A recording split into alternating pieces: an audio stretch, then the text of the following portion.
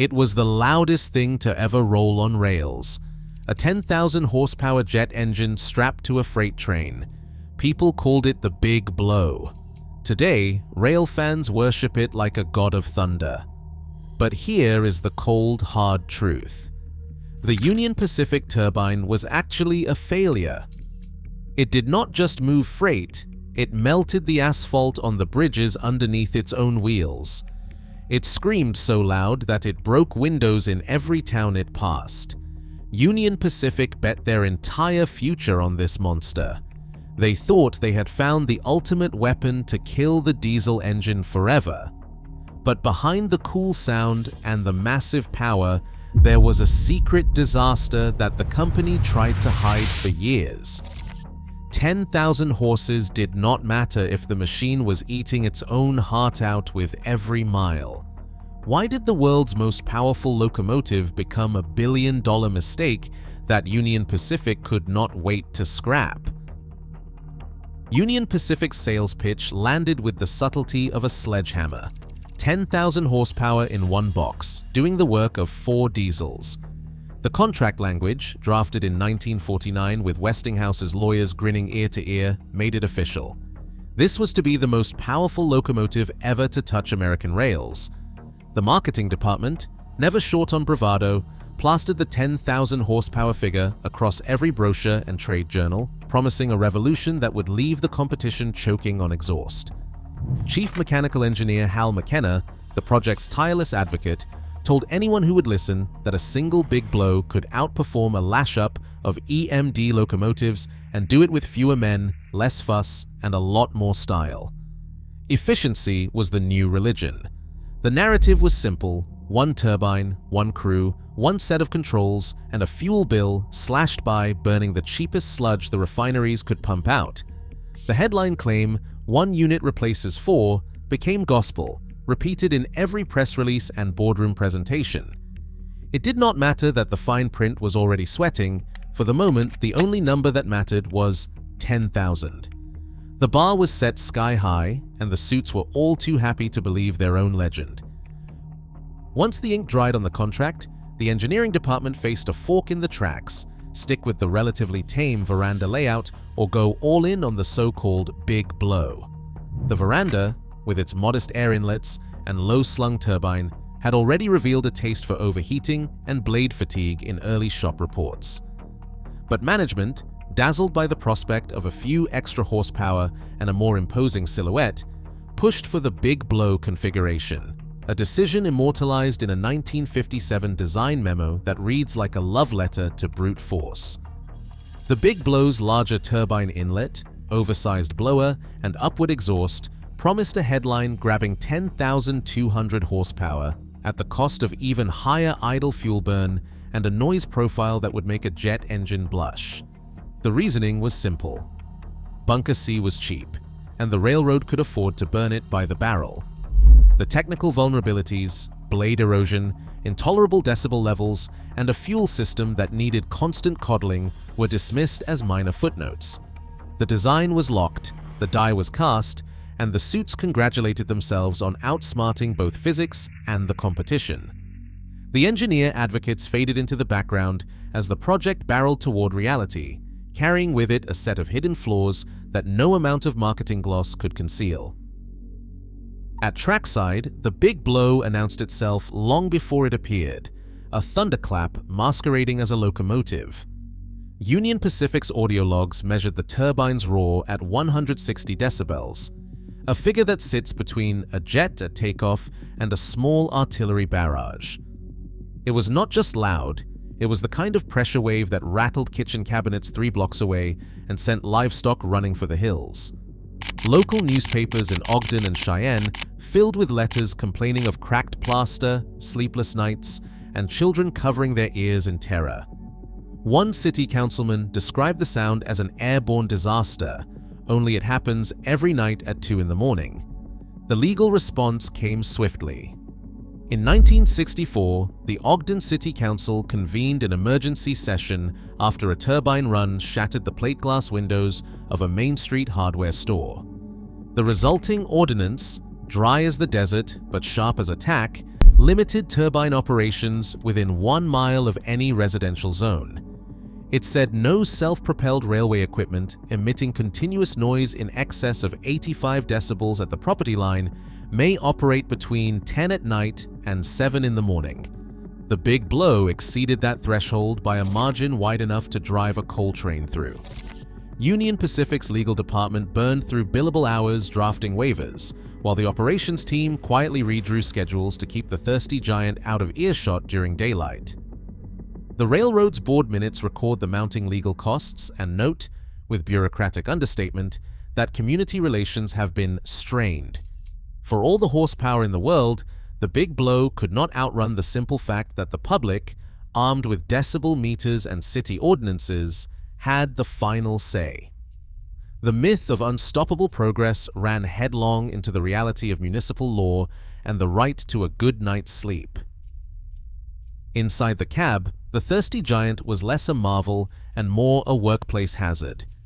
Union Pacific's own occupational health report from 1968 reads like a warning label. 23% of turbine crews developed tinnitus within 6 months. That's nearly 1 in 4 engineers carrying a permanent, high-pitched souvenir from their shift. Earplugs were issued, then doubled up, then ignored, because at 160 decibels, the only real solution was to not be there at all. Crew settlement records show an $800,000 payout to cover hearing loss claims, a line item that never appeared in the original cost-benefit analysis. The turbine's appetite for Bunker C didn't just poison its own blades, it cooked the rails beneath it.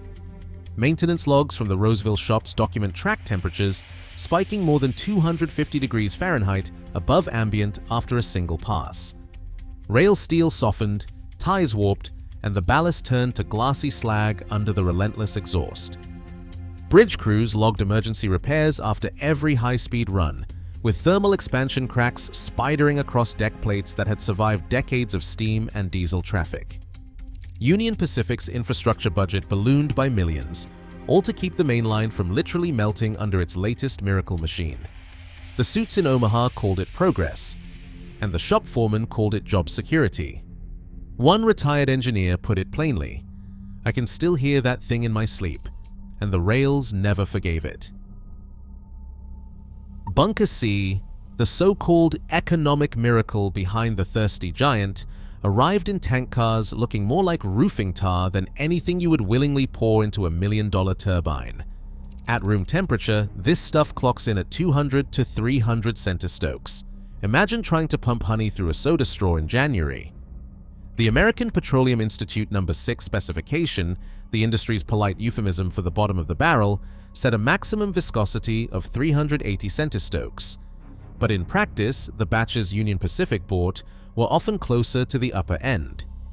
To even get it moving, the fuel system had to be heated, first in the yard tanks, then again in the locomotive's own preheat loop, until the oil thinned out to a manageable 30 to 50 centistokes at 150 degrees Celsius. Only then could the pumps deliver it to the burners without seizing or stalling. This was not just an inconvenience. Every mile of pipe, every valve, every gasket on the big blow was under constant strain from the thermal cycling and sludge buildup. The preheater itself was a Rube Goldberg assembly of steam coils and recirculation pumps, all running flat out just to keep the fuel from solidifying in the lines. Maintenance logs from the Cheyenne shops are filled with notes about clogged injectors and frozen filters, especially in winter. The engineers who designed the system could recite the viscosity curve of Bunker C by heart, but no amount of optimism could make heavy oil behave like diesel. The result, a locomotive whose fuel system was a full-time science experiment, needed as much attention as the turbine itself, and it set the stage for the chemical attacks and corrosion nightmares that would follow. Inside the turbine, Bunker C's chemistry staged a quiet massacre. Metallurgical reports from the Cheyenne shops read like autopsy notes, turbine blades with their tips chewed away, 0.15 inches gone after just 5,000 hours of service. That is not wear. That is carnage. Vanadium, the unwelcome stowaway in every gallon of No. 6 fuel oil, did not just tag along for the ride. At combustion temperatures, it turned into vanadium pentoxide, a corrosive glass that coated the blade edges and then seeped into the nickel superalloy beneath. The result was microcracks, pitting, and a glassy black residue that looked like volcanic fallout under the microscope. A lab micrograph from 1961 post-mortem shows the story in cross-section, a blade's leading edge eaten back in jagged steps with a web of cracks radiating from the deposit. The original aerodynamic profile, so carefully engineered for maximum thrust, was reduced to a ragged, blunted stub. The shop floor called it sandblasting from the inside. The metallurgists, less poetic, called it hot corrosion, an irreversible process driven by the vanadium sulfur cocktail in every tank of bargain basement fuel. No amount of filtration or additive could keep the vanadium out. Attempts to blend in scavenging agents only created new sludge, clogging filters, and gumming up injectors. The maintenance logs tell the rest. Blade replacement cycles halved, overhaul costs doubled, and the thirsty giant spent more time in the roundhouse than on the main line. For every dollar saved on fuel, 2 vanished in the blade replacement budget. The chemistry did not just attack the hardware, it torched the business case. 5,000 gallons an hour just to sit still. That is not a typo or a rounding error. That is what the thirsty giant burned at idle, according to Union Pacific's own fuel burn logs. While the suits in Omaha toasted their 10,000 horsepower miracle, the maintenance department kept a separate tally. Every minute the turbine sat in a siding, waiting for a green signal or a slow meet, it was incinerating fuel at a pace that would make an oil baron blush. There is no coasting with a gas turbine. The beast runs hot or not at all, and every hour spent idling was an hour closer to another roundhouse overhaul. The shop records spell out the real price of this so-called revolution. Overhaul intervals, once projected at 12,000 hours, shrank as vanadium-laced bunker C chewed through blade tips and left a crust of black glass behind. By the end, some units barely made it halfway to their next scheduled teardown before a metallurgist signed off on a blade set so pitted and cracked it looked like it had been sandblasted from the inside. Each overhaul meant tens of thousands in parts, weeks of lost availability, and a maintenance crew working overtime just to keep the thirsty giant limping along. The ledger never lied. For every dollar saved on cheap fuel, 2 disappeared into the maintenance spiral, blade replacements, filter swaps, and emergency repairs to a system that punished itself for running, and punished the railroad even harder for standing still. The 10,000 horsepower boast always came with a silent asterisk, as long as you could afford to feed it, and as long as you didn't mind rebuilding the thing twice as often as a diesel.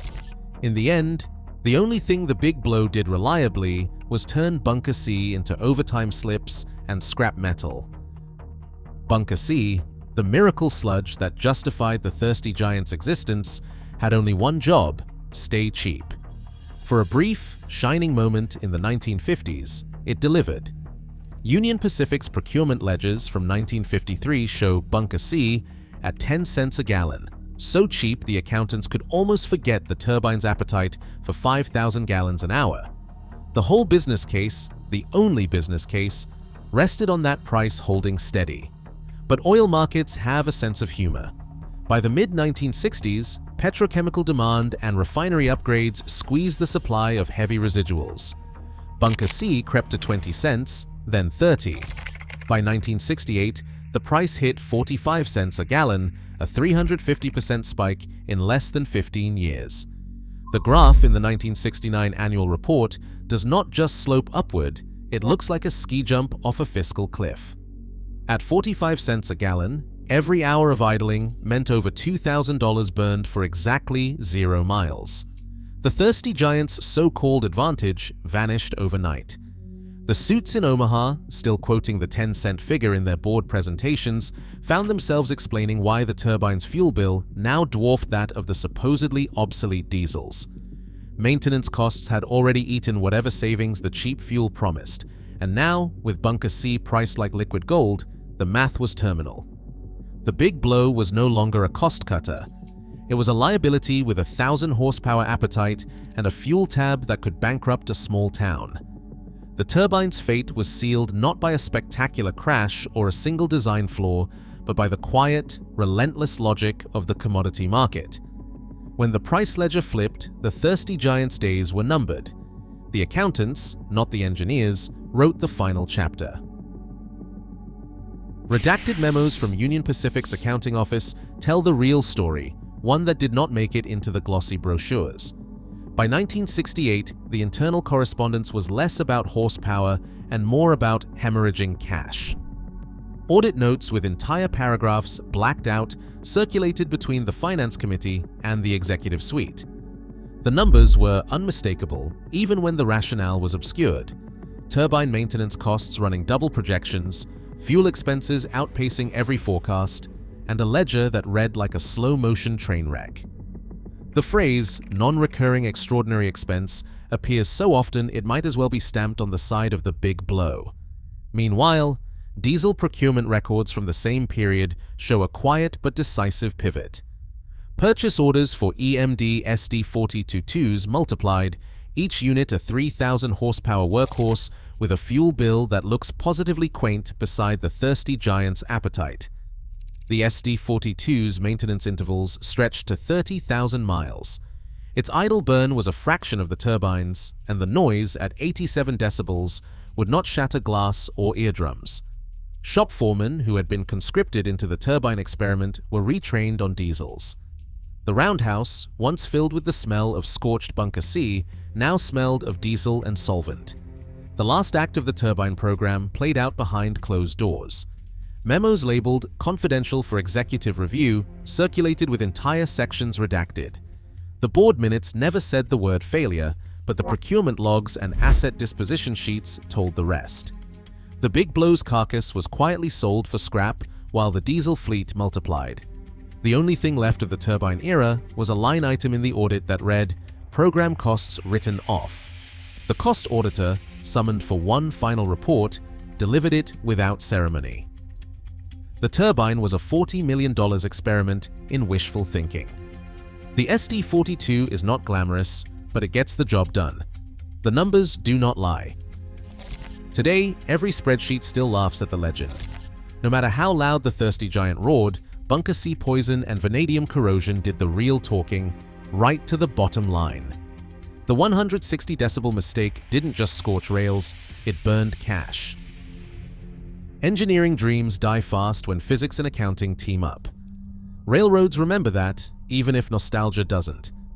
Drop your own verdict in the comments. Suits and skeptics both welcome.